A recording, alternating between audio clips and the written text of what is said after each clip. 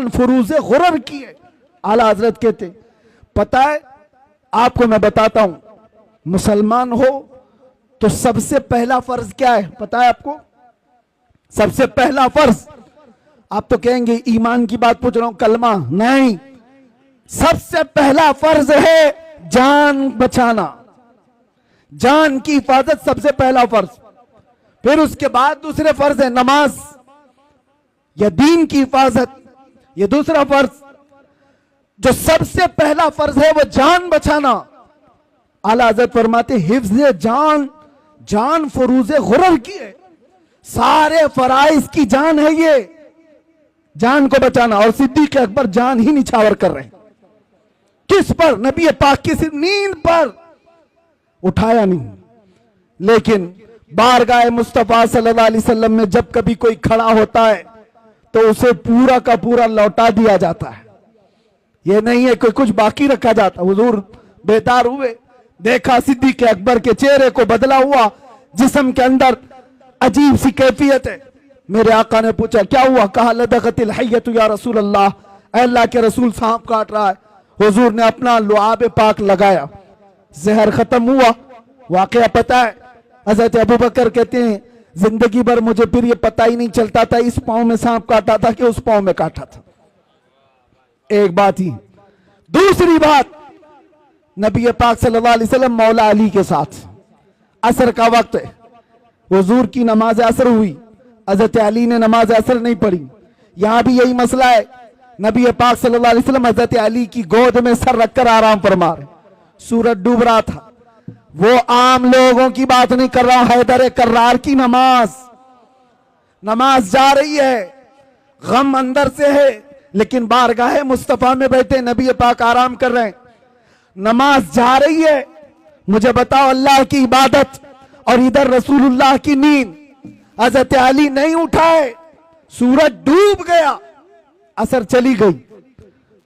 اس کے بعد میرے آقا کی نیند یا میرے آقا صلی اللہ علیہ وسلم کی آنکھ کھلی تو آپ نے دیکھا حضرت علی کو روتے ہوئے، پوچھا کیا ہوا؟ عصر قضا ہوئی۔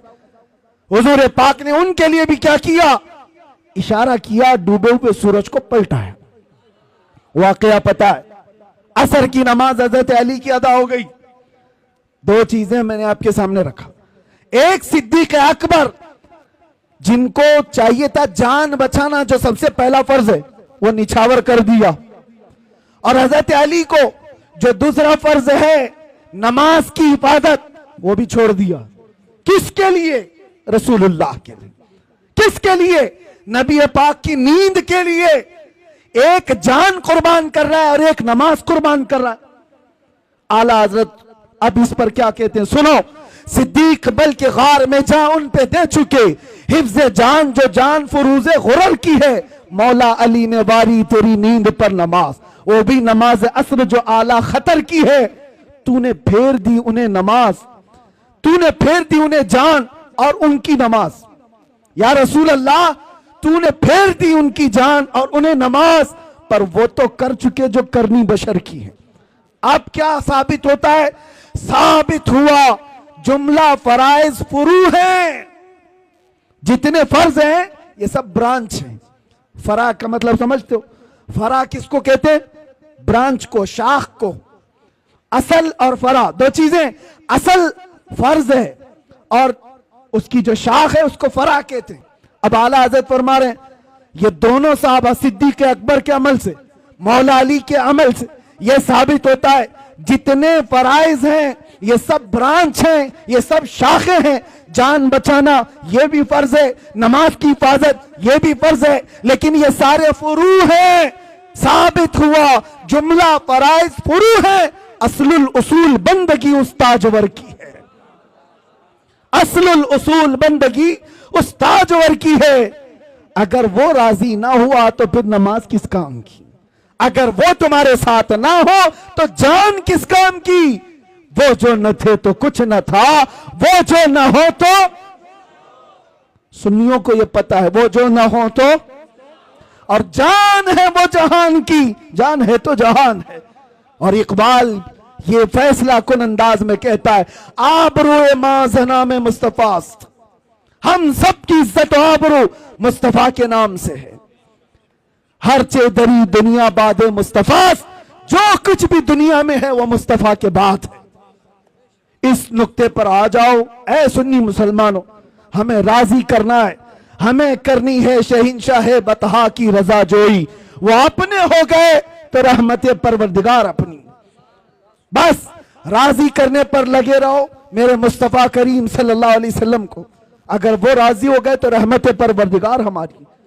یہ ایک بات اور بتاتا ہوں، کس چیز کے لیے دوڑ بھاگ کر رہے ہو؟ سیاست کے لیے، حکومت کے لیے، چلو دوڑ بھاگ کر رہے ہو، ایجوکیشن کے لیے، سکسس کے لیے، دنیا میں کیا کیا چیزیں سب گناؤ میں بولتا ہوں۔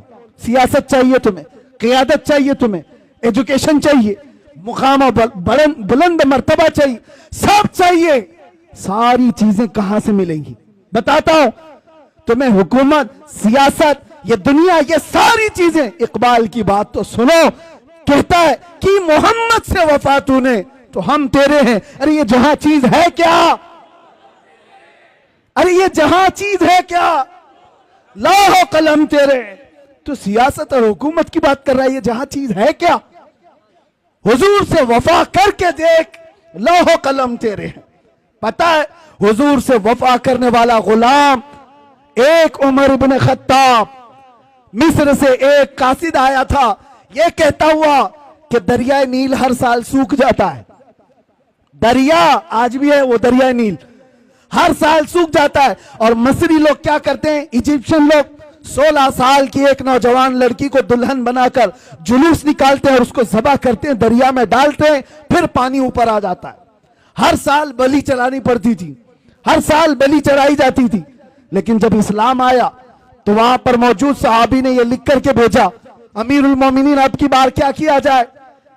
ہم کیا کسی لڑکی کو ذبح کرنے کی اجازت دیں گے؟ مولا عمر ابن خطاب نے کہا نہیں، ہرگز نہیں۔ ایک خط لکھا اس صحابی رسول کو جواب، ان کو بھی جواب میں لکھا، اور ایک خط لکھا دریائے نیل کے نام پر۔ آج تک دنیا میں دیکھا ہے آپ نے کسی کو کہ کوئی دریا کو بھی خط لکھ رہا ہو؟ کوئی دریا کو بھی خط لکھ رہا ہو؟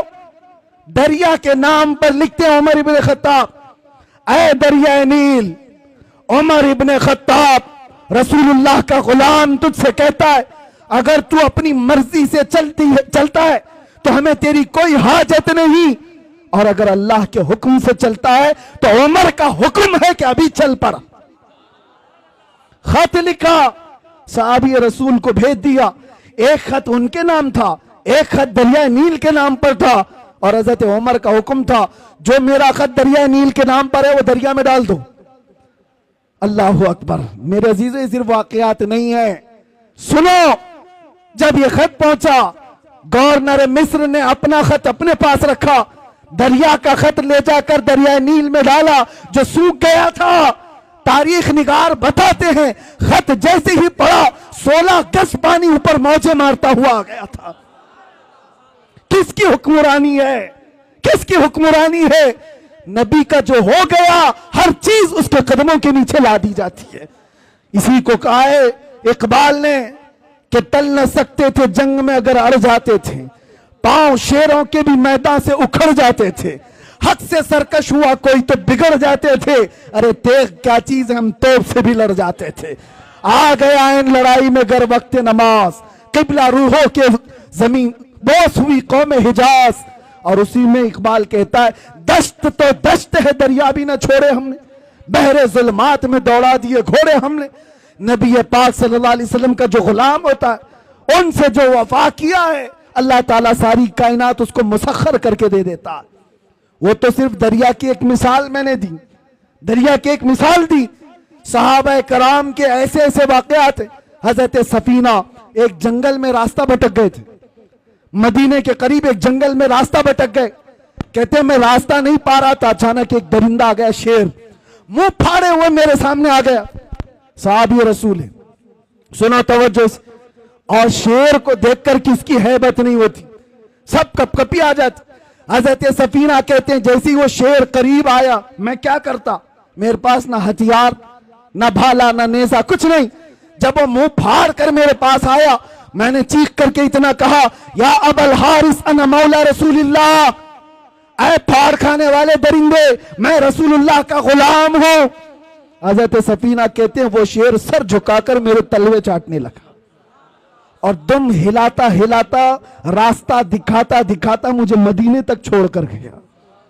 ان کے جو ہو جاؤ کائنات اس کی طرف ہے۔ اسی لیے قرآن کیا کہتا ہے؟ اللہ و رسولہ احق ان یرضوہ، اللہ اور اس کے رسول اس بات کے زیادہ حقدار ہیں انہیں راضی کیا جائے۔ یہ جتنوں کو راضی کرنے کے لیے تم پاپڑ بیلتے رہتے ہو، جھنڈے لگا کر، اپنے گلوں میں پٹے ڈال کر، اس کے نعرے لگا لگا کر، ہوتا کیا ہے؟ سیاسی لوگ تمہیں لالی پاپ تو دے سکتے ہیں، باقی کچھ نہیں۔ اور کیا ہے؟ ان کے پاس ادھر سے دھکا مارا ادھر پہنچا، ادھر سے دھکا مارا ادھر پہنچا، اور ان کے خود کے 5 سال کے ٹھکانے نہیں۔ جن کے 5 سال کے ٹھکانے نہیں، ان سے تم اپنی آبروئیں وابستہ کیے ہو، اپنی امیدیں وابستہ کیے ہو۔ اور جو سلطان اور بادشاہ قیامت تک کا ہے، اس کے دربار کی طرف ہاتھ کیوں نہیں اٹھاتے؟ اس کے دربار کی طرف اٹھاؤ۔ اسی لیے مارہرا کا عظیم کلندر اپنے دور میں حضور سید العلماء جب وہ دورے کرتے تھے، ان کا بھی ایک وقت تھا جب حکومت بھی کانپ رہی تھی ان کی زبان سے نکلنے والے الفاظ اور ہزاروں کے مجمع میں ان کا اثر دیکھ کر۔ اور اس زمانے میں حکومت ایک ڈکٹیٹرشپ کی طرح تھی، لیڈی پرائم منسٹر، ان کی طرف سے سنا گیا کہ کہا گیا میاں سید میاں آپ راجیہ سبھا کی کرسی لے لیجیے، آپ بھی پارلیمنٹ کے ممبر بن جائیے۔ تو آپ سید میاں رحمت اللہ علیہ نے فرمایا تھا جس کے پاس آیت الکرسی ہو اسے تیری کرسی کی ضرورت نہیں۔